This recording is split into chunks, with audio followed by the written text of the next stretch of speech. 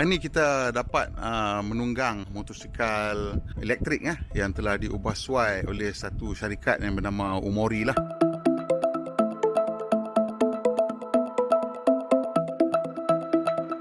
Jadi kalau awak tengok kat bawah tu ada bateri besar. So bateri itu ialah bateri 4.3 kW kalau tak silap saya, dan ini disambung kepada sebuah motor 4 kW, dan ini menggunakan bateri sistem 72 volt kalau tak silap saya, dan ianya ialah satu motosikal yang diubah suai daripada Waisuku lah. Tak silap saya ni Waisuku. Lepas tu ianya menggunakan bateri lithium ion, dan ianya boleh dipandu selaju 120 km sejam, dan top speed dia lah, dan boleh pergi lebih kurang dalam 85 km lah jarak pemanduan dia.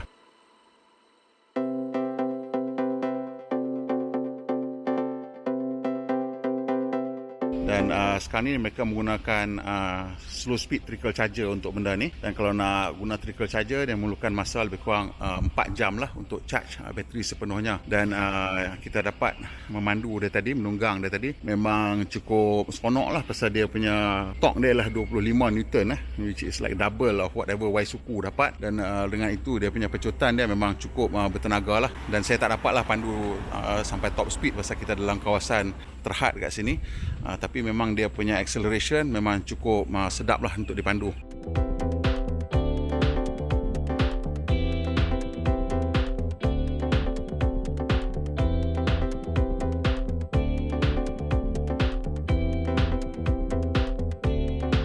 Dan kita tengok dia punya kawalan dia. Dari sini kita nampak dia ada kunci macam biasa. Biasalah nak turn on and off the switch. Dan kita tengok dia punya meter cluster dia. Ini ada speed, dan ni ada tunjuk dia in drive lah, drive mode lah. Dan di sini kita tengok ada semacam satu butang tulis 1, 2 dan 3. Jadi untuk saya diberi pemahaman lah, 1 ni sampai 30 km sejam, 2 sampai 90, 3 untuk pergi sampai ke 120 km sejam. Nah, yang ni pula ialah macam sports button lah. Maksudnya kalau kita tekan daripada sini akan dapat pecutan maksimum terus lah.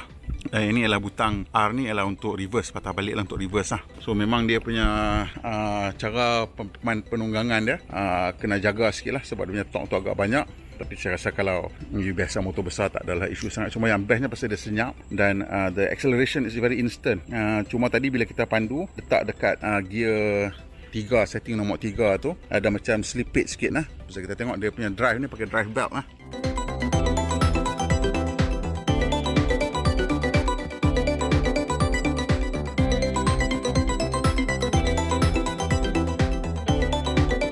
So kita tengok dia punya gear ni kat sini pergi ke belakang ni, dia pakai belt lah. So ada belt slippage sikit tadi lah, sebab torque tinggi mungkin nak kena pakai belt yang lebih ketat ke, yang lebih tahan ke, atau macam mana ke.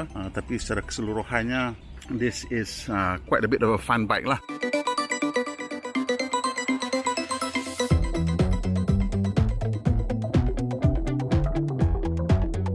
Dan dia orang sasarkan untuk start menjual benda ni tahun depan. Tapi bila dia nak jual tahun depan tu, kalau betul lah lepas semua VTA semua, dia cadang dia nak jual tahun depan. Tapi harga sasaran tu adalah RM15,000 lah. So ini bukan motosikal yang murah yang disasarkan untuk semua orang lah. So saya tak pasti siapa yang akan berminat untuk beli motosikal ni. Tapi saya rasa kalau pakcik ada duit lebih kan, nak bawa motor elektrik, nak pergi pekan ke, nak pergi mana ke, pasal range dia 85 km tu agak quite useful juga. Untuk kegunaan harian dah boleh sangat lah. Untuk rider, delivery rider, mungkin boleh, mungkin tak boleh. Sebab apa? Ia memerlukan masa 4 jam untuk charge. So kalau you bawa you punya delivery work kurang daripada 85 km sehari, dan okey. Tapi kalau lebih daripada tu, mungkin kena berhenti halfway lah, tengah hari masa lunch ke, boleh berhenti untuk charging lah. Dan dia kata charging untuk pergi 80% mungkin memerlukan masa lebih kurang dalam sejam. Jadi kalau memerlukan sejam tu, mungkin kalau berhenti makan tengah hari campur dengan solat, boleh charge balik motor pergi ke 80%. So kalau betul-betul nak, saya rasa mungkin boleh. Tak tahu, kita belum dapat pandu uji motor ni secara betul-betul. Kalau kita dapat pandu uji nanti, kita boleh ceritakan lah sama ada this is a realistic motorcycle untuk digunakan di Malaysia ataupun tidak.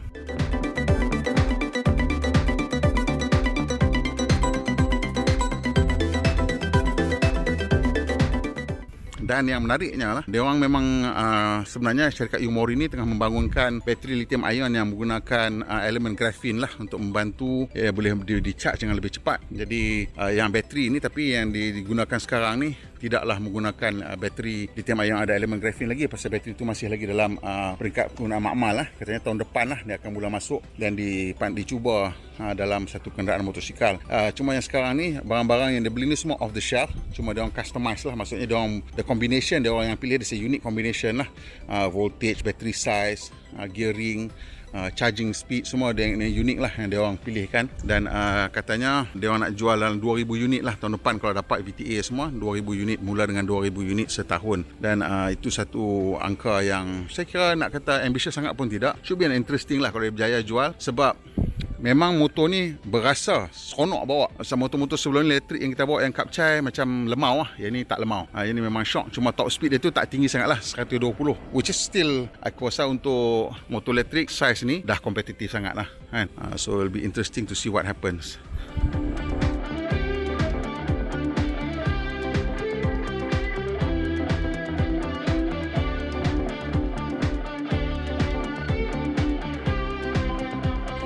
So anyway, itu saja video pendek kita hari ni. Kalau suka, tekan butang like dan kongsikan dengan kawan-kawan.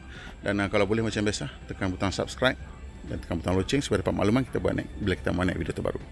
Mandu Malaysia, kemudian berhemah. Kita jumpa lagi insya-Allah.